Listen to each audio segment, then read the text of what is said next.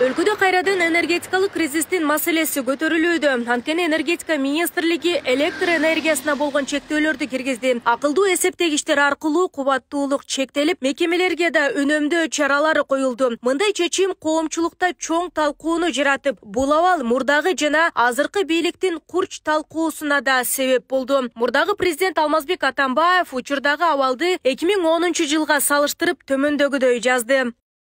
Мен 2017 жылга келгенде өлкө токтогул суу сактагычындагы суунун деңгээлинен көз карандылыктан чыга алганына, 2017-2018 жылдары биз электр энергиясынын импортун толугу менен токтотконуна сыймыктанчумун.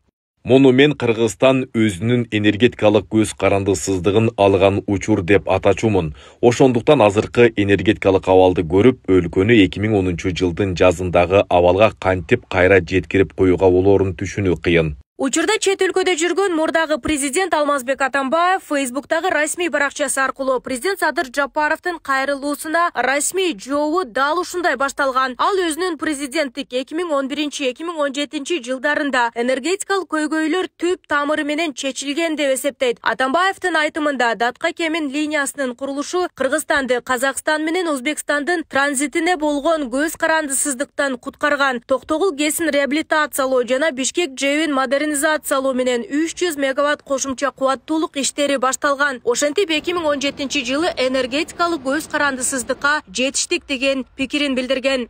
2010 жылдан кийинки мезгилде Датка Кемин жогорку чыңалуудагы электр берүү линиясы жана Датка подстанциясы курулуп ишке берилди. Бул бүгүн суверендүү энергетика деп аталып жаткан түшүнүккө негиз берген биздин энергетикалык көз карандысыздыгыбыздын өзөгү. Мурун биздин 4,5 миллиард киловатт саатка чейинки электр энергиябыз кошуналардын түйүндөрү аркылуу транзит болуп өткөн. Ошол үчүн Кыргызстан жыл сайын Өзбекстанга 8 миллион долларга чукул акча төлөп, Казакстанга болсо 5-6-7 миллион долларлык электр энергиясын берчү. Мындан тышкары, Казак тарап транзит акысынын жылдык көлөмүн 30-33 миллион долларга чейин көтөрүүнү пландап жаткан. Демек, келечекте биз өз электр энергиябызды өз колубуз менен өткөрүү үчүн эле жылына 38-41 миллион долларга чейин жоготмокпуз. Энергетика министри Таалайбек Ибраев да Атамбаевдин билдирүүсүнө жооп кайтарды. Ал Датка Кемин линиясынын курулушун моюнга алуу менен бирге анын баасынын кымбаттыгын мисал келтирди. Министрдин айтымында Каса 1000 долбоорундагы чубалгынын 1 чакырымы 420 000 доллар турса, Датка Кеминдин 1 чакырымы 644 000 долларды түзгөн. Чынында Датка Кемин аба чубалгысынын курулушу Атамбаевдин убагында аяктаган, бул чын. Бирок ушул сыяктуу энергетикалык Каса 1000 долбоорун биз быйыл ишке киргиздик. Каса 1000 долбоорундагы чубалгынын 1 чакырымы 420 000 доллар болду. Салыштырып көрсөк, Датка Кемин чубалгысынын 1 чакырымы 644 000 доллар турган.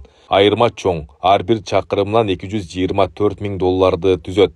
405 чакырымга көбөйтсөк 90 720 000 доллар болот экен. Атамбаевдин убагында бул акчалар уурдалып кеткен.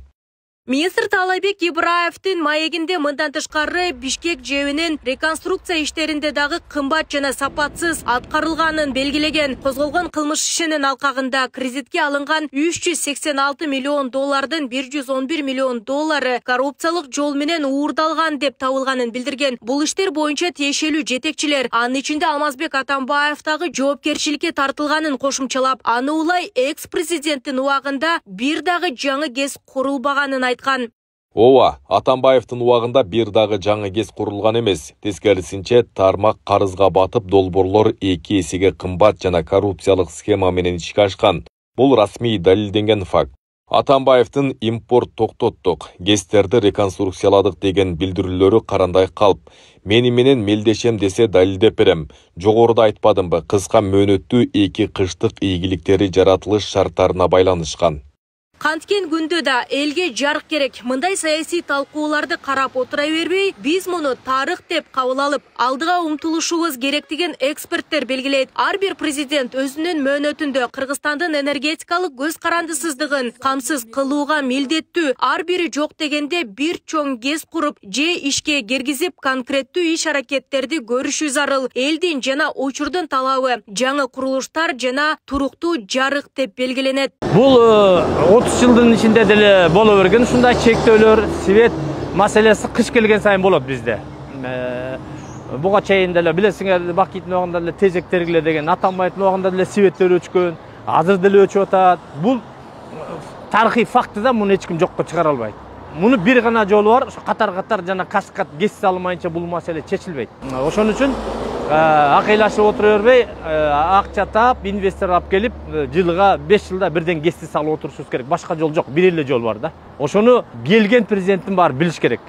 Кийинки 50 жыл, 100 жыл келе турган президент дагы келери менен кес салыш керек. Жыл сайын электр энергиясына болгон таңкыстыктын дагы бир себеби катары өлкөдө жаңылануулардын болушу, жаңы өндүрүш ишканалардын ишке кириши, турак жайлардын көбөйүшү муктаждыкты жогорулатууда дешет адистер. Бирок аны чечүүнүн жолдору да бар. Энергетика боюнча эксперт Жаныбек Кулумбетов энергияны үнөмдөөнүн бардык мүмкүнчүлүктөрүн ишке ашыруу менен ага жетишсе болоорун белгилейт. Ал эми азыркы убакта кечки күндө жарыктандыруу үчүн мекемелердеги электр энергияны азыраак пайдалануу мүмкүнчүлүгү бул эми керек электр энергияны толук жеткирүүгө шарт түзүүнүн бир варианты. Себеби бизде жарыктандырууга кеткен энергияны LED лампочкаларды көбүрөөк пайдалануу менен 80%га чейин азайтуу мүмкүнчүлүгү бар. Эгерде ошондой эле азыраак пайдаланган деңгээлде кереги жок учурда өчүрүп турсак, муну энергия менеджмент деп айтып коебуз. Ошондо чыгып аткан азыр энергияны толук деңгээлде пайдалануу мүмкүнчүлүгү бар. Ошол эле